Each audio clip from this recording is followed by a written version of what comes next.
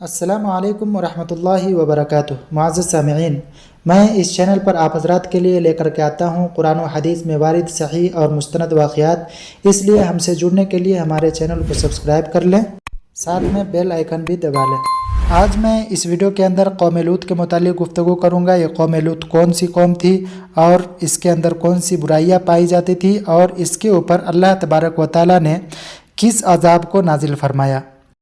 معزز سامعین، قوم لوط جنہوں نے ایسی برائی کو ایجاد کیا جو ان سے پہلے دنیا میں کسی قوم نے نہ کی تھی، ایسی بدکاری جس کی مثال تاریخ میں کہیں نہیں ملتی۔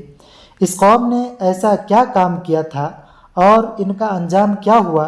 حضرت لوط علیہ السلام اللہ کے ایک برگزیدہ نبی تھے۔ آپ کے والد کا نام حاران تھا جو تابش کے بیٹے تھے۔ آپ کی پیدائش عراق کے قدیم شہر عر میں ہوئی تھی۔ اس شہر میں ابراہیم علیہ السلام کا مسکن تھا۔ دراصل لوط علیہ السلام کے والد حاران حضرت ابراہیم علیہ السلام کے سگے بھائی تھے، یعنی حضرت لوط علیہ السلام کے والد حضرت ابراہیم کے بھتیجے تھے۔ چونکہ حضرت لوط علیہ السلام کے والد ان کے بچپن میں ہی انتقال کر چکے تھے، لہذا حضرت لوط کو حضرت ابراہیم علیہ السلام نے بیٹا بنا کر پالا تھا۔ آپ حضرت ابراہیم علیہ السلام پر سب سے پہلے ایمان لانے والوں میں شامل ہیں۔ آپ حضرت ابراہیم کے زمانے میں اہل سدوم کی رہنمائی کے لیے نبوت کے منصب پر فائز ہوئے۔ حضرت لوط کے بہت سارے معجزات ہیں۔ آپ جس وقت بارش کے لیے دعا کرتے تھے تو آسمان بادلوں سے بھر جاتا اور خوب بارش ہوتی تھی۔ حضرت لوط علیہ السلام جس پتھر پر سر رکھ کر سوتے تھے، اس پتھر پر آپ کے سر مبارک کا نشان بن جاتا تھا۔ سدوم وہ علاقہ تھا جہاں لوط علیہ السلام مبعوث فرمائے گئے۔ سدوم کے پاس 5 نہایت ہی خوبصورت شہر آباد تھے، جن میں سے ہر ایک کی آبادی 1 لاکھ سے زیادہ تھی۔ یہ علاقے نہایت سرسبز و شاداب اور قدرت کی فیاضی کا حسین شاہکار تھا۔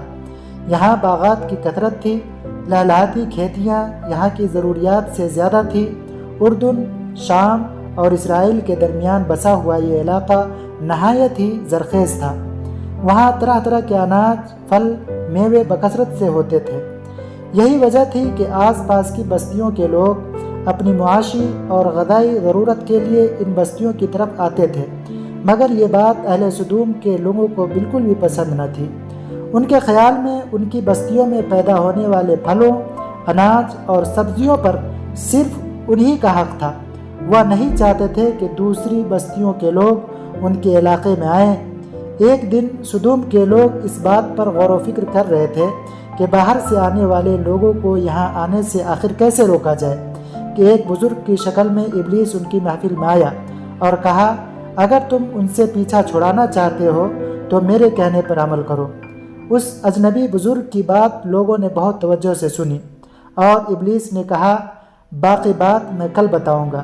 دوسرے دن کی ابلیس ایک خوبصورت جوان لڑکے کے بھیس میں آیا اور انہیں اپنی عورتوں کے بجائے مردوں کے ساتھ فعل بد کرنا سکھایا۔ ابلیس نے کہا کہ اگر تم ان بستیوں کے لوگوں سے نجات چاہتے ہو جو تمہاری بستی میں آ جاتے ہیں تو ایسا کرو کہ جب بھی کوئی شخص تمہارے علاقے میں آئے تو تم لوگ زبردستی اس کے ساتھ اپنی خواہش پوری کرو۔ اس طرح یہ لوگ اس بستی میں آنا چھوڑ دیں گے۔ اپنی نفسانی خواہشات کے لیے مردوں سے بدفعلی اس قوم کا دستور بن گیا تھا۔ یہاں بے حیائی عام ہو گئی تھی۔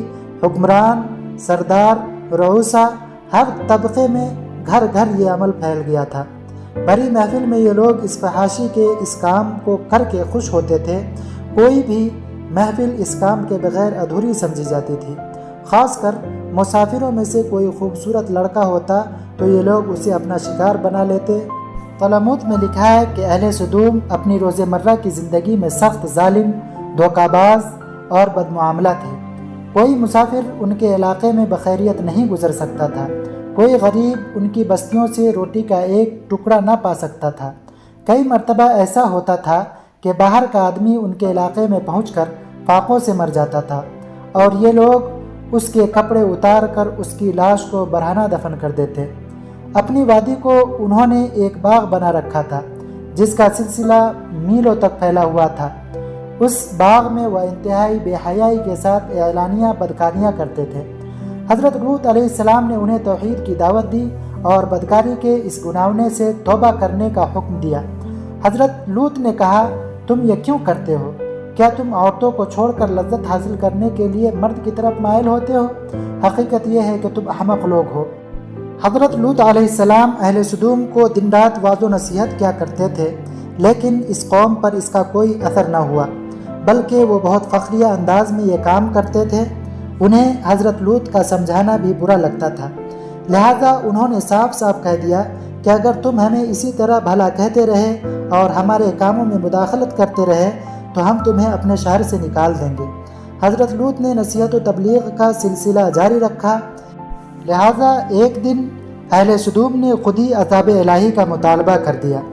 اللہ تعالیٰ نے اب تک ان کے اس بدترین فحاشی اور بدکاری کے باوجود ڈھیل دے رکھی تھی، لیکن جب انہوں نے حضرت لوط علیہ السلام سے ایک دن کہا کہ اگر تم سچے ہو تو ہم پر عذاب لے آؤ، حضرت لوط کو جب یقین ہو گیا کہ یہ لوگ ہدایت کی راہ اختیار نہیں کریں گے تو انہوں نے اللہ رب العزت کی بارگاہ میں دعا کی، اے رب مجھے مفسد لوگوں پر غالب کر۔ مفسد اور شریر لوگوں پر فتح و نصرت کی دعا قبول ہوئی۔ بستی والوں کے اعمال کے سبب بارگاہ الہی سے فرشتوں کو حکم ہوا کہ اہل سدوم کو زمین سے نیست و نابود کر دو۔ فرشتے انسانی روپ میں حضرت ابراہیم علیہ السلام کے پاس گئے اور انہیں حضرت اسحاق کی ولادت کی خوشخبری دی اور اہل سدوم کی ہلاکت کی اطلاع دی۔ حضرت ابراہیم علیہ السلام فطرتاً شفیق، نرم خو اور نہایت نرم تھے۔ قوم لوط کی تباہی کا سن کر آزردہ ہو گئے۔ آپ نے فرشتوں سے کہا کہ ان میں اہل ایمان لوگ بھی موجود ہیں۔ فرشتوں نے جواب دیا، اے ابراہیم یہ خیال چھوڑ دو، تمہارے پروردگار کا حکم آن پہنچا ہے اور ان لوگوں پر عذاب آنے والا ہے، اب یہ کبھی نہیں ٹلے گا۔ حضرت ابراہیم نے کہا، اس بستی میں کم از کم لوط تو صاحب ایمان ہیں۔ فرشتوں نے عرض کیا، جو لوگ یہاں رہتے ہیں ہمیں سب معلوم ہے، ہم ان کو اور ان کے گھر والوں کو بچا لیں گے، بجز ان کی بیوی کی کہ وہ پیچھے رہنے والوں میں ہوگی۔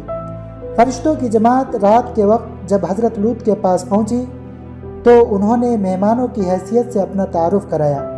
انسانی روپ میں فرشتوں کا ملکوتی حسن دیکھ کر حضرت لوط کی بیوی نے اہل سدوم کو بتایا کہ ہمارے گھر میں خوبصورت مہمان آئے ہیں۔ لوگ حضرت لوط کے گھر باہر جمع ہو گئے اور مطالبہ کیا کہ مہمانوں کو ہمارے حوالے کیا جائے۔ حضرت لوط نے انہیں نصیحت کی اور اللہ کے عذاب سے ڈرایا، لیکن جنس زدہ قوم نے حضرت لوط کی بات نہیں سنی۔ حضرت لوط نے کہا، یہ میرے مہمان ہیں، مجھے رسوا نہ کرو، اللہ سے ڈرو اور مجھے بے آبرو نہ کرو۔ بے حیا، بے شرم اور تہذیب سے عاری قوم نے نصیحت سننے کے بجائے حضرت لوط پر حملہ کر دیا، انہیں زد و کوب کیا۔ حضرت لوط نے بارگاہ الہی میں دعا کی، اے میرے رب مجھے اور میرے متعلقین کو ان کے برے کاموں سے نجات دے۔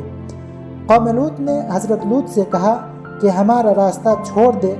وہ کہنے لگے، یہ شخص ہمارے درمیان قیام کرنے آیا ہے اور اب حکومت جتاتا ہے، ہم تیرے ساتھ زیادہ بدسلوکی کریں گے۔ تب وہ اس مرد یعنی حضرت لوط کو زد و کوب کرنے لگے اور نزدیک آئے تاکہ کیوار توڑ ڈالے، لیکن ان مردوں نے اپنے ہاتھ بڑھا کر حضرت لوط کے پاس کھینچ لیا اور دروازہ بند کر دیا، اور ان مردوں کو جو گھروں کے باہر دروازے پر تھے اندھا کر دیا۔ سو وہ دروازہ ڈھونڈتے ڈھونڈتے تھک گئے اور انہی سے ان کے مہمان کو لینا چاہا تو ہم نے ان کی آنکھیں مٹا دی۔ فرشتوں نے حضرت لوط کو تسلی دی، اے لوط ہم تیرے رب کی طرف سے بھیجے گئے فرشتے ہیں، لہٰذا تم اپنے اہل و عیال کو لے کر یہاں سے نکل جاؤ سوائے اپنی بیوی کے۔ چنانچہ حضرت لوط علیہ السلام فرشتوں کی ہدایت کے مطابق اپنے متعلقین کے ہمراہ سدوم سے رات کے وقت نکل کر زغر نامی مقام پر پہنچ گئے۔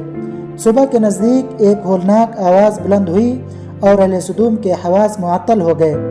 آسمان سے ان کے اوپر کنکر اور پتھر برسائے گئے اور تمام بستیاں ان کے مکینوں سمیت یعنی ان کے باسیوں سمیت الٹ دی گئی۔